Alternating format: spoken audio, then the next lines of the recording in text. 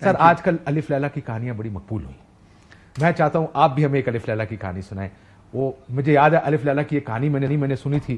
وہ کہ کسی نے کہا آپ نے اگر بولا اور میں نے سنا تو ہم دونوں پتھر کے ہو جائیں گے. یاد ہے وہ پرانے وقتوں میں کہانی سن. مجھے لگتا ہے آج بھی ایسے ہی ہوگا کہ یا تو اگر کسی نے وہ سب بولا یا کچھ کہنے کی کوشش کی تو سب پتھر کے ہو جائیں گے.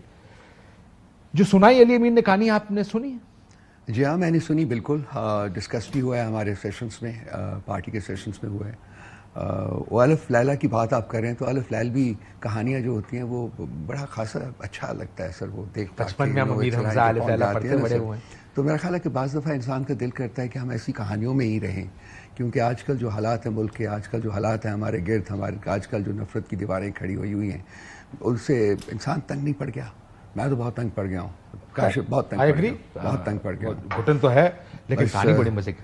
وہ کہانی کے اندر کہانی لگ رہی ہے کہ کچھ نہ کچھ ہے. اور وہ جب کتاب لکھی جائے گی تو وہ کہانی جو ہے اس کے اندر جو کہانی کی کتاب میں علی امین صاحب کی کتاب میں, وہ علی امین صاحب لکھیں یا میں لکھوں یا کوئی اور لکھے, لیکن دیکھیے اس ملک کی تاریخ تو ایک دفعہ لکھی جانی چاہیے. بہت ضروری ہے کہ اس ملک کے عوام کو پتہ چلے کہ اس ملک میں کیا ہوا ہے. بہت کچھ اچھا بھی ہوا ہے اور بہت کچھ ایسا بھی ہوا ہے جو کہ اچھا نہیں ہے, لیکن عوام کا حق ہے کہ ان کو سب کچھ پتہ چلے. اب کل جو ہوا ہے وہ بھی اب نئی ایک ڈیولپمنٹ ہوئی ہے.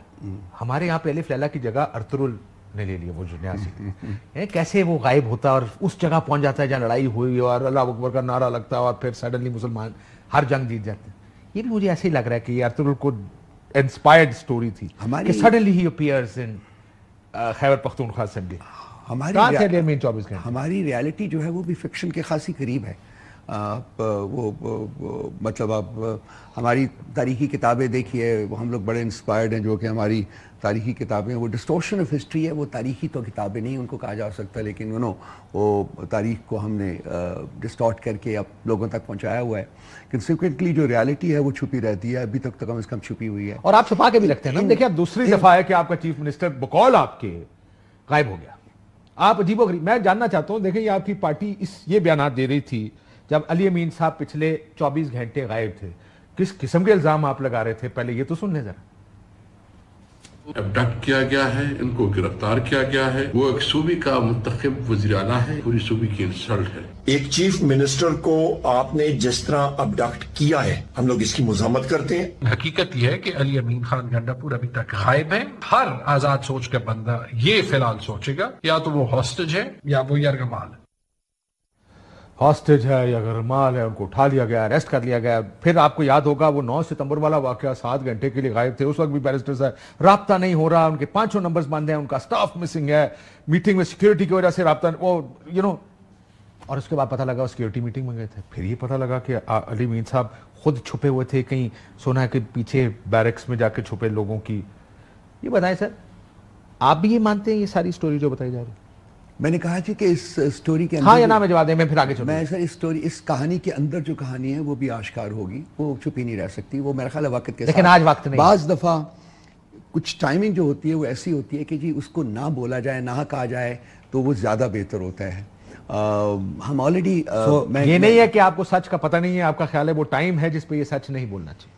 وہ سچ بولا جائے گا at some point in time, لیکن میرا خیال ہے کہ زیادہ بہتر انوائرمنٹ میں اگر وہ سچ بولے جائیں تو اور ان کا جو نیگیٹو امپیکٹ کوئی نہ ہو تو وہ زیادہ بہتر ہوتا ہے rather than کہ جی اس وقت آپ سچ بولیں اور اس کے اوپر ایک ریئیکشن ہو. کو خوف ہے, وہ ڈر گئے آپ لوگ؟ نہیں, ڈرنے کی بات نہیں ہوتی ہے. میں کہہ رہا ہوں سچ بولنے کا ٹائم آئے گا تو سچ بولیں گے. ایسا لگتا ہے کہ جیسے آپ ابھی آپ کہہ رہے ہیں ابھی نہیں ہے ٹائم. نہیں, میرا یہ کہنے کا بالکل مطلب یہ نہیں تھا, لیکن وہ سچ پتہ تو چلے نا جی, اس کے بعد ہی بولا جائے گا نا. جو سچ ہوگا وہ بولا جائے گا. اچھا, آپ کو سچ کا ہی نہیں پتا ابھی تک؟ میں نے کہا نا کہ اس ایک ایسا سچ ہے جس کے اندر لیئرز ہیں. اچھا, اور وہ اس کی لیئرز کو ہمیں پہچاننا پڑے گا. وہ لیئرز جو ہیں وہ ان کو آپ کو دیکھنا پڑے گا, مجھے بھی دیکھنا پڑے گا, باقی لوگوں کو بھی دیکھنا پڑے گا, اور اس میں سے جو اصل سچ ہے وہ نکالنا پڑے گا, اور وہ نکل آئے گا at some point in time. اس وقت جو سچویشن ہے ملک میں, اس کے کانٹیکسٹ میں نہیں فیل کرتا کہ ہمیں اس میں ڈیلو کرنا چاہیے, بلکہ کوئی زیادہ ایک چیز ہے. ہمارے چیف منسٹر صاحب واپس پہنچ گئے ہیں, خیریت سے پہنچ گئے ہیں, دیٹ از اے پازیٹیو, اور ہم میرا خیال ہے اس کو لے کے آگے بڑھتے ہیں. لیکن علی امین صاحب نے ایک بات کہی, کہتے ہیں ہم پہنچے, یہ انہوں نے کہا ڈی چوک پر پہنچے, منزل تک پہنچ گئے, چونکہ ہمارا دھرنا نہیں تھا, احتجاج تھا, کیونکہ لوگ 2.5 دنوں کے تھکے ہوئے تھے. ہم نے سوچا چائے پیتے ہیں, اور چائے پی کے عمران خان سے ملاقات ہوگی اور عمران خان جو لائے عمل دیں گے اس پر عمل کریں گے. عمران خان سے ملاقات سیٹرڈے والے دن کس نے کرانی تھی؟ یہ سن لیں پہلے. علی امین گنڈا میں سنا دیتا ہوں تاکہ لوگ بھی سنیں. یہ سوچ رہے تھے کہ نہیں جا سکتے نا, پہنچے ہیں اور وہیں پہ ڈی چوک پہ پہنچے جہاں کا کہا تھا, مرد تک پہنچ گئے کیونکہ ہمارا دھرنا نہیں تھا, احتجاج تھا. وہاں سے ہم نے کہا کے پی ہاؤس جاتے ہیں کہ لوگ 2.5 دنوں کے تھکے ہوئے تھے اور چائے پیتے ہیں اور چائے پی کے پھر عمران خان سے ملاقات ہوگی, عمران خان جو عمل دے گا اس پہ عمل کریں گے. پہلے ایک اور چیز بھی کہ علی امین صاحب نے یہ کہا, وہ کہ میں نے آپ کا سنا دیا کہ آپ کی پارٹی کا تھی وہ مسنگ ہے, ان کو اریسٹ کر لیا گیا ہے. پی ٹی آئی کا جو ٹویٹر ہینڈل تھا اس نے ان کو مسنگ پرسن ڈکلیئر کر دیا تھا. انہوں نے کہا آئی جی صاحب میں ادھر ہی تھا کل رات, میں تمہارے اللہ کے سامنے تھا, آپ کے سامنے تھا, نظر نہیں آیا. یہ انہوں نے بتایا ہے, سنے میں ادھر ہی تھا کل پوری رات میں ادھر تھا. 4 چھاپے سے مارے ہیں, اللہ ساتھ ہو, ایسے سامنے بدل نظر نہیں آتا.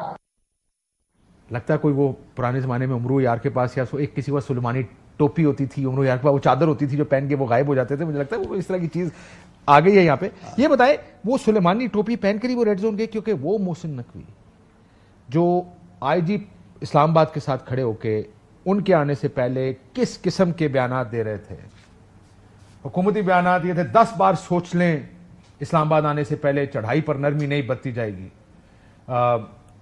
لاشیں لانا چاہ رہے ہیں, یہ اسلحہ لے کر آ رہے ہیں, یہ لاشیں گرائیں گے وغیرہ وغیرہ, ان کو ہم اسلام آباد نہیں آنے دیں گے, ان کے ساتھ نرمی نہیں برتی جائے گی.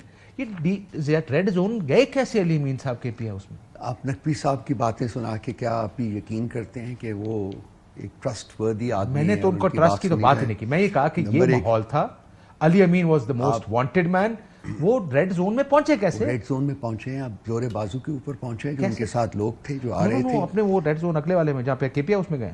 اصل ریڈ زون تو وہ ہے جہاں پہ کارڈن آف کیا ہوا تھا, اس کو تو اس وقت کارڈن آف نہیں ہوا, اس وقت اس کے بعد ہوا ہے, اس کے بعد ہوا ہے. نو نو ناٹ کے پی ہاؤس اٹ سیلف, وہ سارے کا سارا ڈی چوک جو ہوتا ہے, ڈی چوک جو ہے وہ کارڈن آف کیسے گئے؟ وہ پہنچے, ڈی چوک کچھ اور ہے سر, وہ جہاں پہ کے پی ہاؤس ہے وہ کچھ اور جگہ ہے. وہ پہنچے وہاں, وہ پہنچے وہاں, اور اس میں میرا نہیں خیال کہ کسی اور کا عمل دخل تھا, وہ خود پہنچے ہیں وہاں اور اس کے بعد آپریشن شروع ہوا. وہاں پہ گیٹ لگے ہیں, کنٹینرز, گیٹ کے باہر کنٹینر, گیٹ کو تالے. میں تو یہ پریشانی میں وہ بات کی بات ہے, میں بتا رہا ہوں آپ کو, میں خود گیا, وہ بند ہوتا ہے, وہ ایسے کسی بھی حالات میں بند ہوتا ہے. یہ ڈی چوک تو اس طرف ہے, میں اس طرف کی بات کر رہا ہوں. فیکٹ یہ ہے کہ جی ہم ڈی چوک بھی پہنچے ہیں, اینڈ فیکٹ یہ ہے کہ ہم لاہور میں مینار پاکستان بھی پہنچے ہیں. یہ ہمارے 2 چیلنجز تھے. But that's a political victory. اور میرا یہ خیال ہے کہ محسن نقوی صاحب کا بڑا فیلئر ہے جنہوں نے کہا نہیں پہنچنے دے گئے اور آپ یہاں پہنچے. So that's political. اور مجھے یہ بتائیں, بیرسٹر گوہر صاحب انٹر ہوئے, میں آپ کو ویڈیو بھی دکھانا چاہتا ہوں, وہ انٹر ہوئے کے پی ہاؤس. باہر